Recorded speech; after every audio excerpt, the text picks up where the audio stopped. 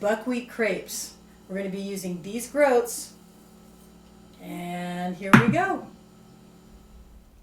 You'll need 1 cup of buckwheat groats, a 1/4 teaspoon of salt, and water. Boil water. Notice that I pour the hot water all the way to the top of the measuring cup to leave room for the groats to expand. Wait 1 hour. Now that they're puffed up twice the size, you can go ahead and strain them.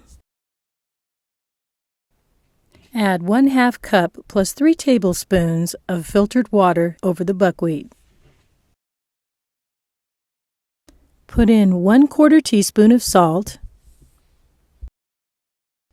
Blend until completely smooth. Now heat a non-stick ceramic pan. Pour about 1/4 cup in the center of the pan. Use a heat-proof ladle that's non-scratching for the ceramic pan and start in the center. Work clockwise and push the batter all the way to the edges. It should cook in about 1.5 minutes on this side. Once it's flipped over, it should be done in about 1.5 minutes. Place them between parchment paper so they don't stick together. Fill the crepes with whatever you want. I decided to fill mine with Mexican food. Perfect. Thank you. You're welcome. Okay. Hey, Taffy.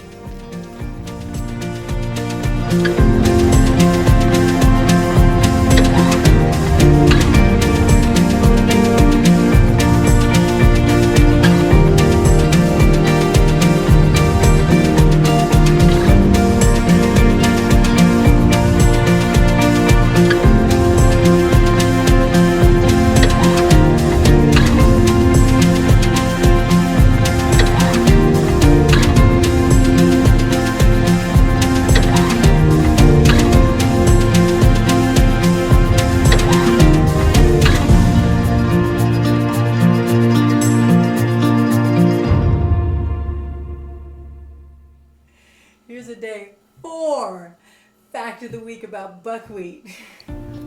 Buckwheat contains a good amount of fiber, both insoluble and soluble.